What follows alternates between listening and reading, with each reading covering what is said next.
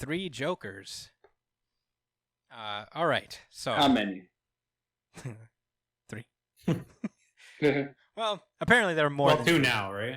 Well, there are more actually. No, it turns the first page of this issue is basically, Batman, Batgirl, and Red Hood have laid out all of the Jokers that have been created over the past few days. There are upwards of 28. I think that's the. Oh no, I see a 30 up there maybe. There's a lot of Jokers that are recently made, but there are 3 main ones: the criminal, the comedian, and the clown. The clown was recently murdered by Red Hood, so there are only 2 of the main Jokers left. The rest are kind of like just fodder villains at this point.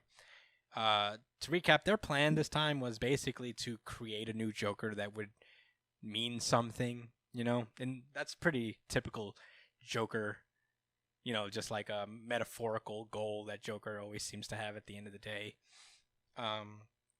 So yeah, they're basically just trying to figure shit out. Red Hood just makes some off-brand comment, and Batman's like, "Enough! I'm tired of your shit."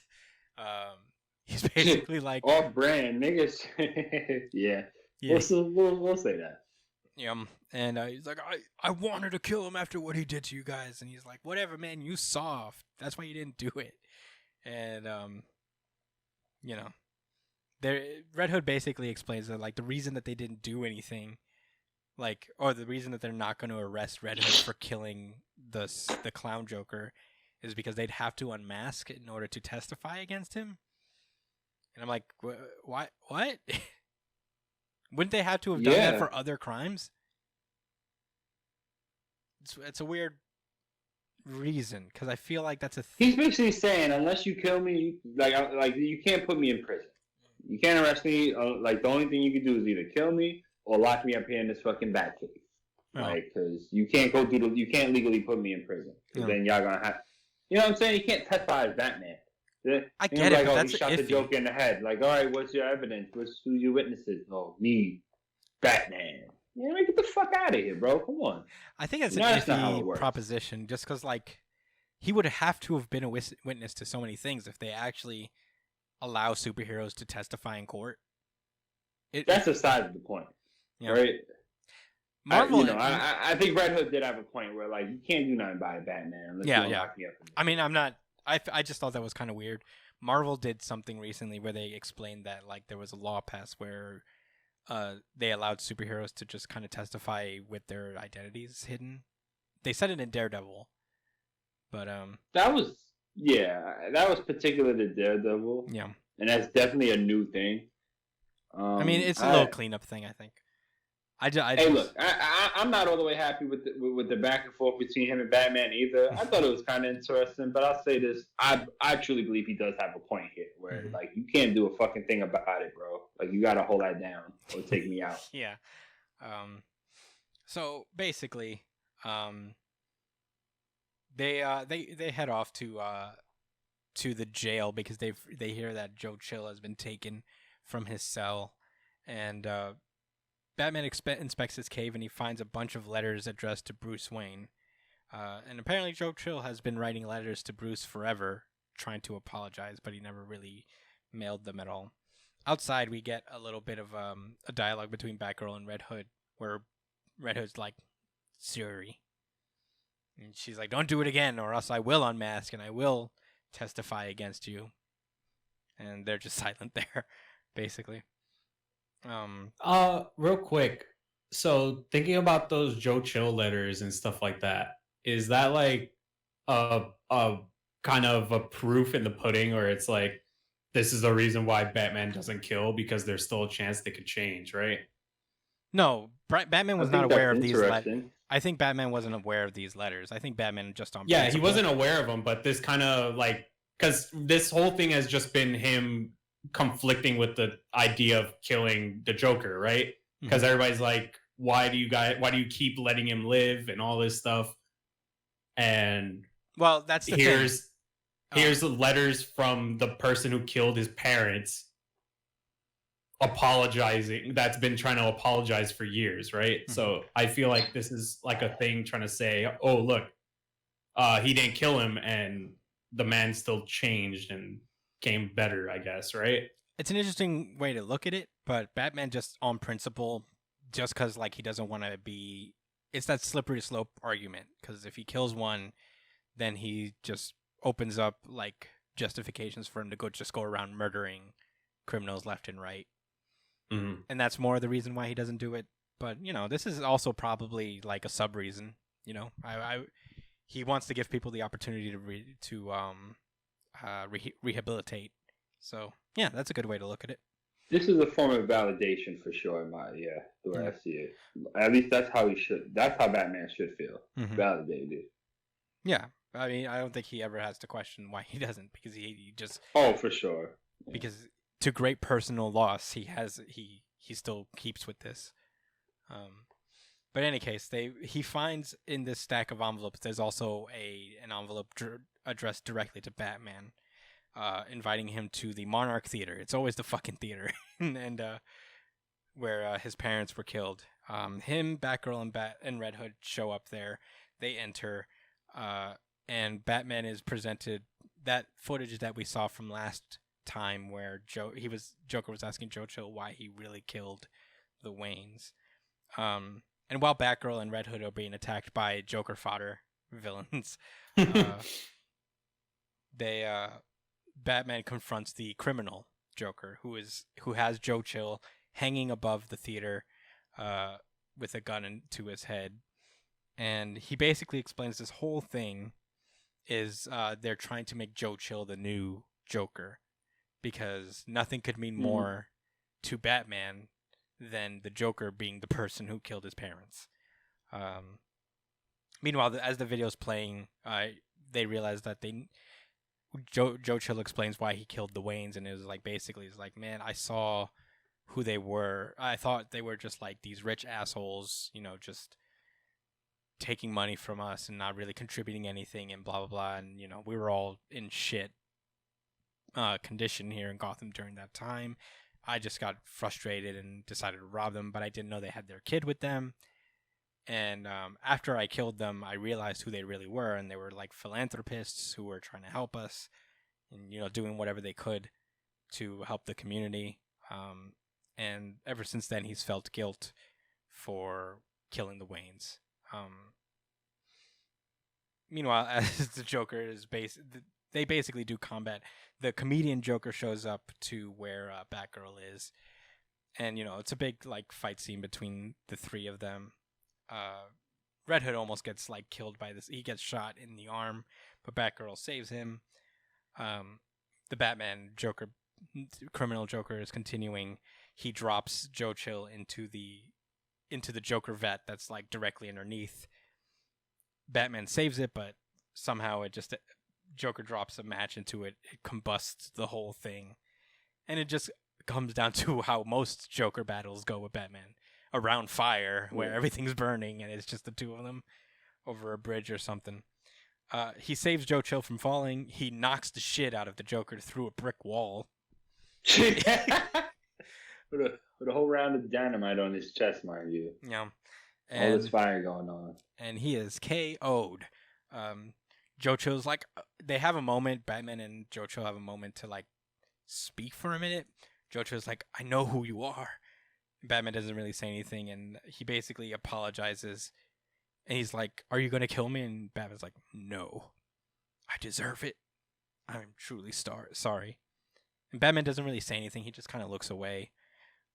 His face is all just like in shadow, and the brick wall behind Joe Chill starts to collapse on him. Batman saves him again just by shoving him a couple feet to the right, and Joe Chill says, thank you, and Batman says, you're welcome. And that's when Criminal Joker wakes up and is like, you know what, fuck this, I'm just going to suicide bomb us all. But then he gets shot in the head by the comedian Joker. I definitely thought that was Jason Todd again. Yeah. Well, I guess not. Batman did at first too. Oh, Jason. Oh, it's just you. Yeah, because we all know Jason has a reputation for just randomly shooting people in the face. Barbara did it too earlier when like one of the Joker fodder villains got shot in the face. She was like, Jason! And it was the comedian Joker again. It wasn't him. But yeah, basically they all go their separate ways, and Batman and Joker are in the big police truck, and Batman's like, "Fucking why?"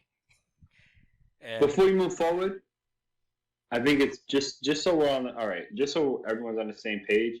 I didn't realize that this was Scott Snyder's Joker because Yes. I thought, yeah, and I guess that's appropriate to say Scott Snyder's, or really rather, this is still the same guy that was in The Killing Joke when Barbara got hurt.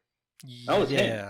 Yeah, I believe this is. So even though that wasn't Scott Snyder, we'll still say Scott Snyder's Joker because he really did push it, really far with them. It would, a story like this would kind of make you feel like he didn't. It seems kind of like another circle. Mm-hmm. But I don't know. I kind of enjoyed this dialogue. So go ahead. Yeah, this was interesting. Well, first of all, this Joker reveals that he absolutely knows who they really are, which I'm sure we all kind of knew. Yeah. But essentially, he's like, this whole thing was a plan for him to reconcile with his feelings for Joe Chill and to see his like pain and kind of like, I guess not forgive him, but to come to terms with the fact that this guy is not happy and he's gonna die of cancer alone and in prison and all that stuff. So now Joker's like, now that you're over your demons, I can be your greatest pain. And, now nobody could be a bigger priority in his life than the Joker. And Joker's looking at him like, man, this is a roundabout way. I'll cut you. I'll hurt you. Okay.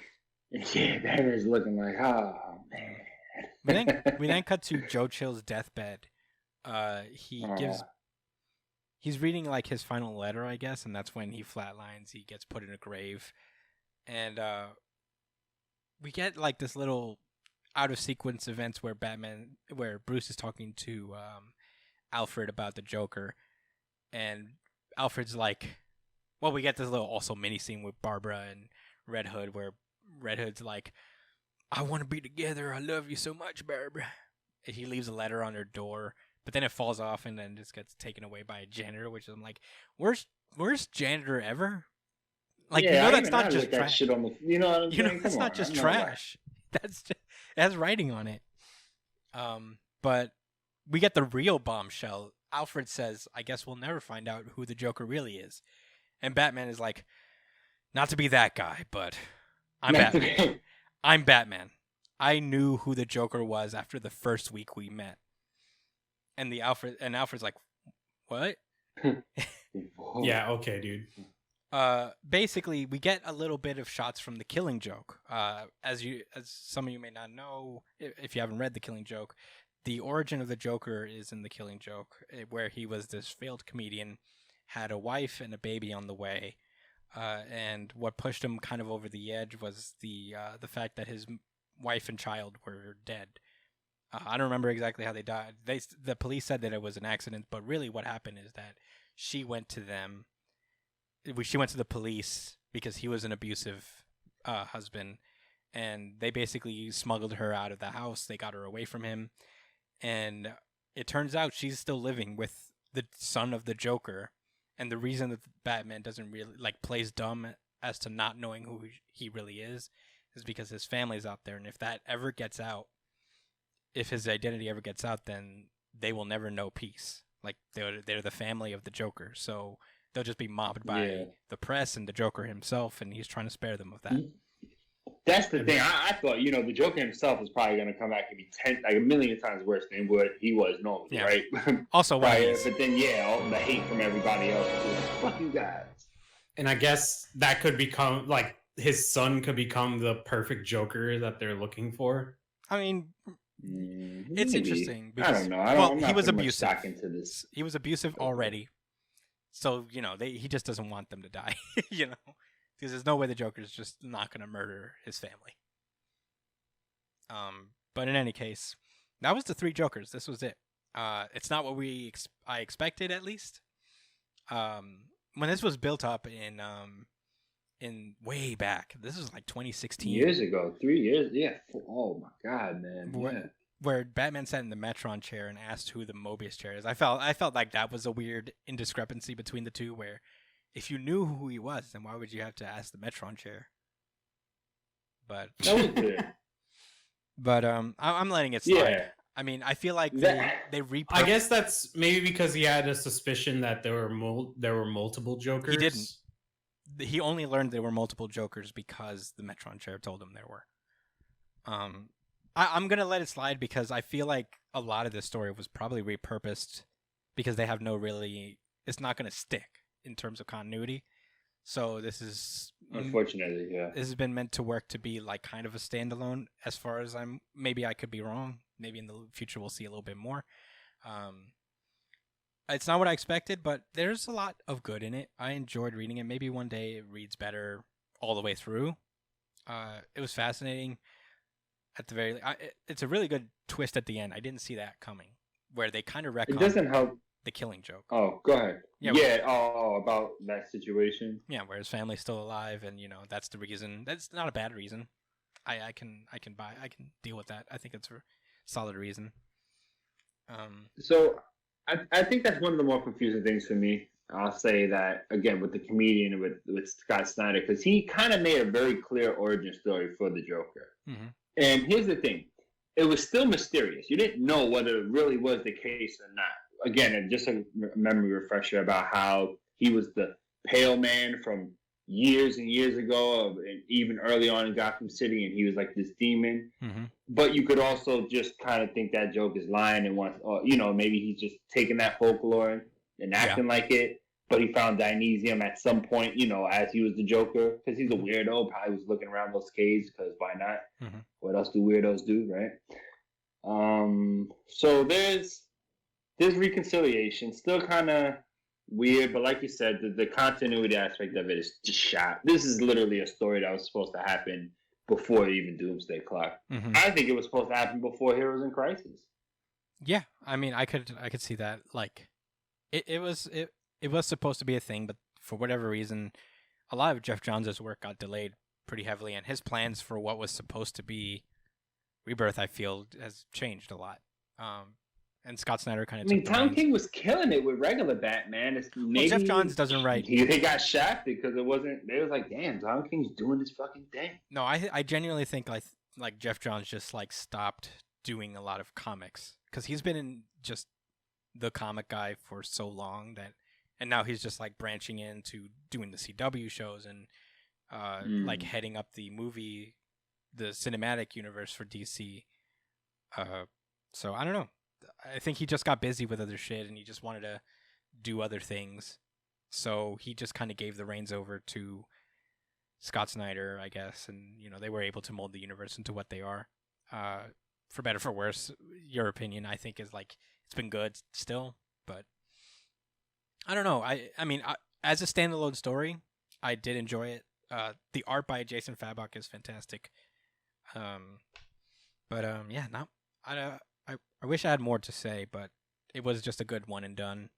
It's 3 issues. Get the trade when it comes out. It's a nice little Joker story, if you like.